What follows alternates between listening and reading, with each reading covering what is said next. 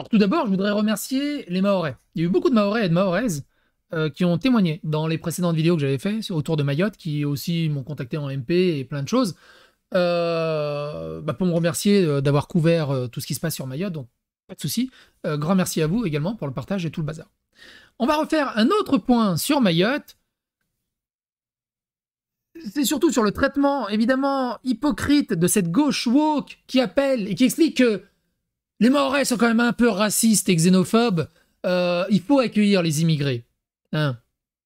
Et une autre qui est extrêmement symptomatique de tout ça, c'est-à-dire qu'elle n'a aucune idée du bordel de la violence, qui n'a aucune idée de la diversité ni de l'immigration, qui n'a aucune idée des problèmes, mais qui a lu dans un roman la situation de Mayotte et qui s'est fait bifler, pas d'autres mots, il s'est fait bifler par une députée mahoraise qui lui dit « Non mais c'est un livre, c'est un roman qui représente en rien la réalité ?» Le même genre de truc qu'on a eu, le même genre de discours qu'on a eu autour de Thomas, autour de Crépol, autour de Claire, autour de... Bref, toujours les mêmes clichés ultra hypocrites. Eux, ils sont dans des tours d'ivoire de bobos hallucinants qui sont très très loin de la violence, très très loin de la diversité, très très loin des problèmes d'immigration et de tout ça. Et qui disent, faut avoir le cœur sur la main, tu vois. Mais bon, le cœur des autres, hein, parce que pas les leurs, au bout d'un moment. On va faire le tour de tout ça.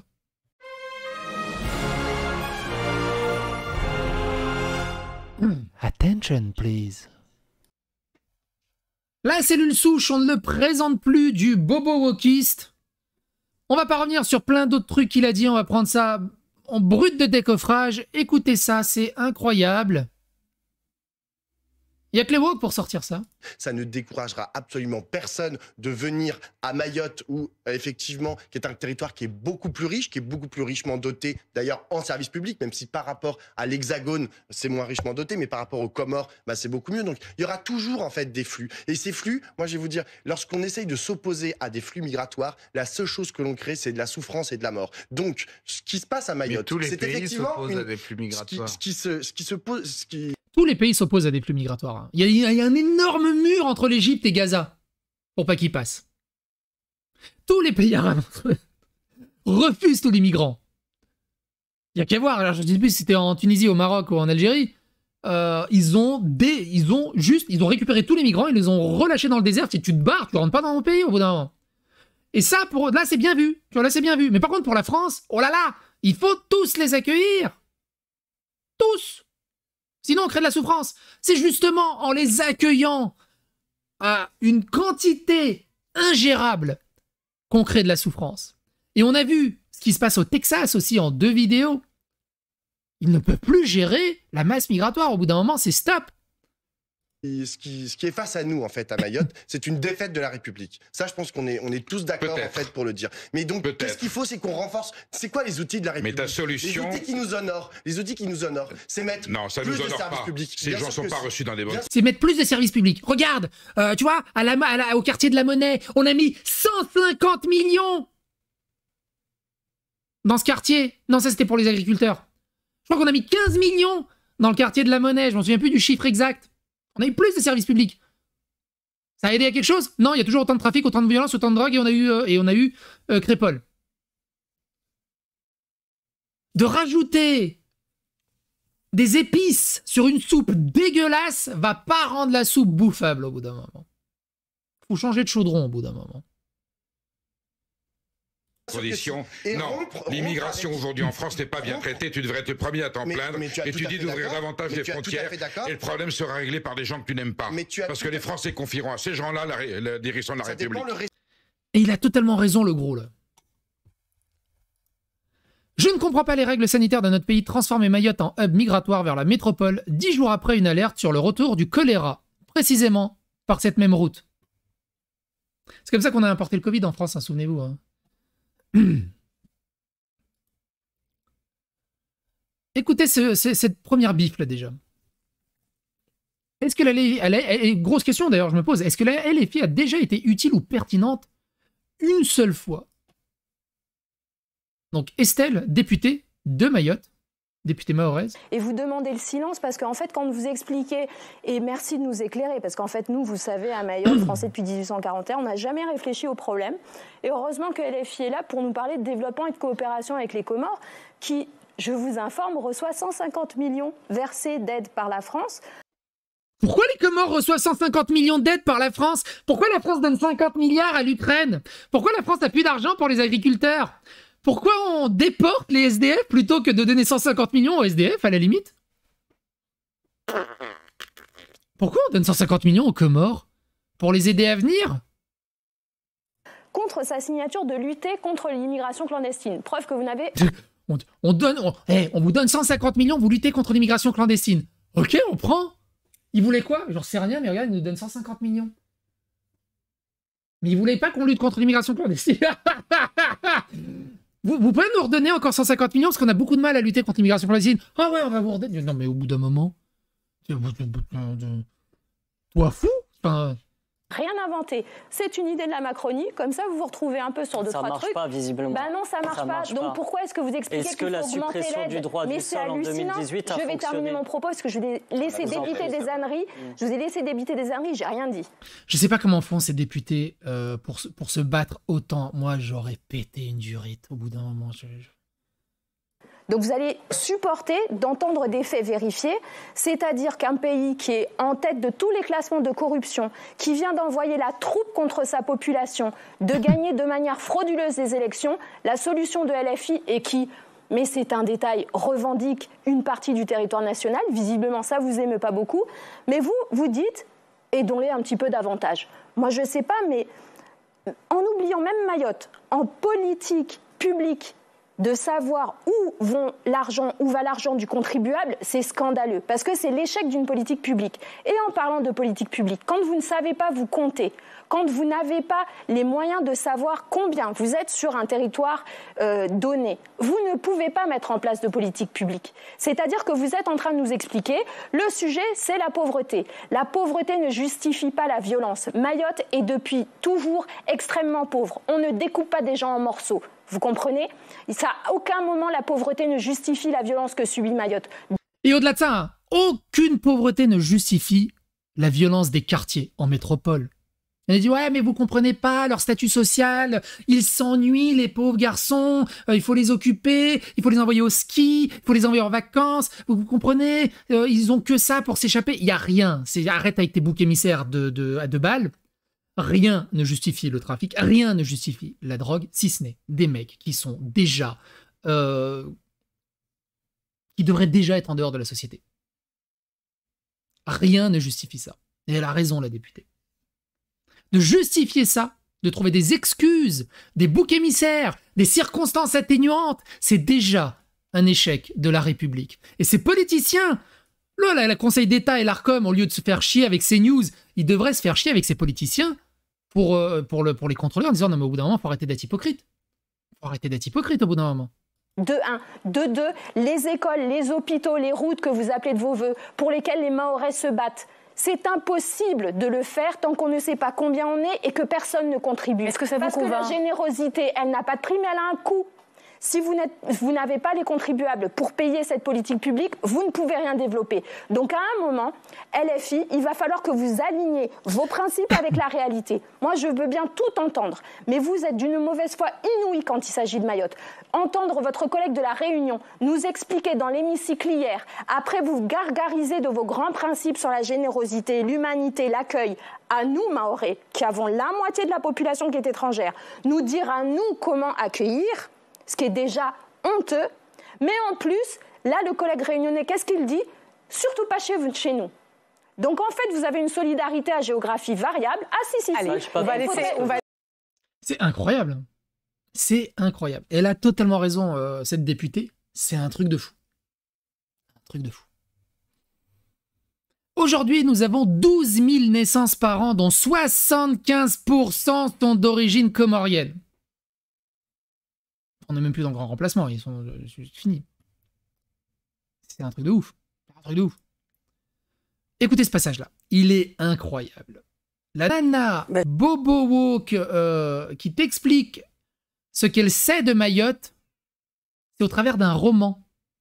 Et il y a encore la députée, la même, qui lui fait une bifle gauche-droite. Ou Raquel. Il y a une molaire qui a sauté. Ben, je ne connais pas votre île, hélas, mais j'ai lu un livre que vous... Elle ne connaît pas l'île, mais elle a lu un livre, tu vois. Vous avez dû lire il y a quelques années, qui a d'ailleurs obtenu un grand succès en France. Alors comme c'est France Télévisions... Attends, l'autre c'était France Télévisions, merde. Non, c'était LCP. Non, c'était LCP. France Télévisions, ils sont plus chiants pour les droits d'auteur. On va essayer de faire ça. Essayez d'écouter, je vais essayer de cacher juste l'image. De Natacha Apana, qui s'intitule Tropique de la violence, et qui mettait en scène de manière absolument magistrale toute cette jeunesse dans cette île, cette jeunesse... Vous voyez qui sont les gens qui sont, comme on dit, des bandeurs de cité? Vous savez ceux qui financent les CNC pour tous les films de SF, qui disent « Ah, on a mis un migrant, on l'a aidé, on l'a sauvé, ah, t'as vu, il s'est intégré, c'est joli, happy end et tout. » Ces films de cinéma français dont personne ne veut, qui sont financés à coups de millions, et surtout qui racontent des histoires qui n'existent pas. C'est de la SF. Et bah, ça, c'est ce genre de personnes qui consomment. En proie au manque d'avenir, en proie au manque de moyens, en proie au manque d'éducation. Et je voulais savoir si aujourd'hui, ce n'était pas ce problème-là qui était le plus important, c'est-à-dire pas distinguer, est-ce que dans cette jeunesse désorientée que met en scène magistralement Natacha Apana, ce qui a donné lieu d'ailleurs à un film qui s'intitule aussi Tropique de la violence, de Manuel Shapira, est-ce que cette jeunesse... Ils adorent faire du name dropping. Ils adorent ça. Jeunesse sans avenir. T'as vu, hein, j'ai de la culture, hein, je sais nommer plein de trucs. C'est des élèves de premier de la classe qui ne savent rien faire d'autre qu'à part régurgiter ce qu'ils ont appris en fait, mais ils pensent jamais par eux-mêmes au final. Ce n'est pas ça le sujet le plus important, et est-ce que dans cette jeunesse sans avenir, est-ce que le vrai problème c'est d'être mahorais ou d'être comorien? Quel est le statut de cette jeunesse et comment peut-on remédier à cette absence d'espoir? Le livre comme le film Tropique de la violence font l'objet d'un immense rejet à Mayotte. On pourrait relire le livre, il n'y a pas un seul personnage mahorais dedans. Et c'est quand même assez symptomatique que ce livre qui est présenté pour expliquer ce qu'est la réalité, parce que c'est très bien écrit, n'a aucun personnage local indigène. C'est une métropolitaine qui vient et qui sauve un Comorien, qui est en plus un voyou ultra-violent. Et en fait, le film, lorsque je présidais le collectif des citoyens, on avait protesté contre les subventions publiques qui étaient données parce qu'on savait que c'était une image qui était intolérable pour nous. Nous, Mahoraises et Mahorais, on est invisibilisés dans notre propre histoire, dans notre propre territoire. Ces enfants ne sont pas les nôtres. Ces enfants ne sont pas les nôtres. Cette phrase, elle est ouf. La demande de suppression du droit du sol date de 2005. Martel Mansour Kamardine. Depuis 15 ans, les Comores envoient massivement leur population à Mayotte. C'est organisé et encouragé, assure la députée, qui qualifie cela de menace hybride. Guillaume Bigot sur Mayotte, ce sont toujours les pauvres qui paient le prix de cette générosité. C'est également moralement indéfendable de dire qu'il y a une justification à la violence en raison de la pauvreté. Ils en parlent maintenant, ils commencent à en parler un peu à l'international aussi. Des centaines de personnes arrivent chaque semaine à bord de bateaux en provenance des Comores, auxquels s'ajoute désormais un nombre croissant de demandeurs d'asile en provenance de la région des Grands Lacs d'Afrique centrale. Pauvre déchet humain qui ne sait pas où se trouve Mayotte et qui explique qu'il n'y a aucun lien entre immigration et insécurité, ni à Mayotte, ni ailleurs. Il y a je sais pas combien de stats, et on l'avait vu, je sais plus dans quelle vidéo, rien qu'en Allemagne, x6 en termes de violence, de viol et tout le bazar en provenance d'immigration hors européenne par rapport à l'immigration intra-européenne, ils étaient à x6. Mais à part ça, il n'y a aucun lien. C'est sûr qu'en France, il n'y a aucun lien, vu qu'ils interdisent ces statistiques. Donc tu peux pas nommer un truc que tu peux plus statifier. Oh, t'as compris. Et donc ils en parlent de plus en plus à l'étranger. Les compatriotes de Mayotte vivent une nouvelle fois des temps apocalyptiques. C'est aberrant. J'ai vu un message dans le commentaire, un truc qui m'a fait rigoler. C'est woke, bobo woke progressiste. Pour eux, ils voient ça d'un très bon œil. Il y a un cas que j'ai retweeté, on va y voir si je le retrouve assez rapidement, qui m'a fait mourir de rire. Mais c'est pareil, c'est vraiment tellement cliché et tellement hallucinant. Ah putain, c'était il y a si longtemps que ça. C'est fou, hein. Ça va tellement vite. Je le retrouverai pas. C'est pas grave. C'était une nana. C'est elle. C'est elle. Je vous le passe. Il y a que 14 secondes. Famille Gaucho Woke. It's a delight. And it's really fun having them. What I realized is there's so much prejudice against refugees, mostly because people don't know them. Lisa says she feels like she has her own personal chef, as Wildande loves cooking. Est-ce que vous avez compris? Pour ceux qui ne parlent pas anglais. Bon, vous le voyez à la façon de parler. On dirait Pablo Pivette et je ne sais plus comment il s'appelle. Et la nana. Ils ont tous la même façon de parler, la même façon de bouger, la même prosodie, un peu doctrine. Mais grosso merdo, pour ceux qui comprennent pas l'anglais, ils disent ça fait quand même mal au cœur de voir tous ces réfugiés. Et heureusement que je suis là pour accueillir cette réfugiée. Et ce qui est génial, c'est que maintenant, elle me concocte des plats typiques de son pays à mon service.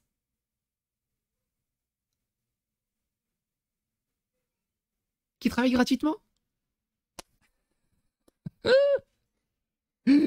Mais tu vois, ils sont dans le camp du bien. Tu vois, c'est lunaire. Ces gens-là qui se disent ultra de gauche woke, c'est lunaire. On est dans une régression de plusieurs siècles en arrière. Tout ce qu'ils veulent, c'est pas sauver la minorité, c'est la remettre à leur service.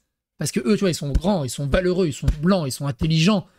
Et les petits Africains, tu vois, ils peuvent pas se défendre tout seuls. Tu vois, heureusement que nous, on a tellement un grand cœur, on est tellement en avance sur notre temps qu'on va les aider parce qu'ils sont trop cons, ils sont pas intelligents. Tu vois, ils sont trop sauvages. Mais heureusement que nous, on est là. On va les aider. Si ça, c'est pas un esprit raciste, colonialiste, dégueulasse, qui aurait dû être exterminé il y a déjà plusieurs siècles, qui a été exterminé il y a plusieurs siècles, mais ça leur manque. Ils veulent revenir là-dedans. Parce que ça serait eux les sauveurs d'un coup. C'est hallucinant. C'est hallucinant. Et tu vois la gauche woke française qui est là-dessus, c'est hallucinant. Hallucinant.